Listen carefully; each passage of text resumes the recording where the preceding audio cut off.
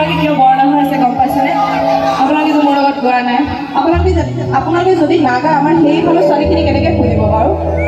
হয় নাই ইমান ধুনীয়া ধুনীয়া ছোৱালী আছে এইটো অঞ্চলত দেখি পাইছে নাই ছোৱালীকেইজনী দেখি পাইছে এবাৰ পাইছে হয় নাই আপোনালোকে গালেহে পতিব নাগালে কেনেকৈ পতিব গাবনে এবাৰ দি চাইছো দেই গাব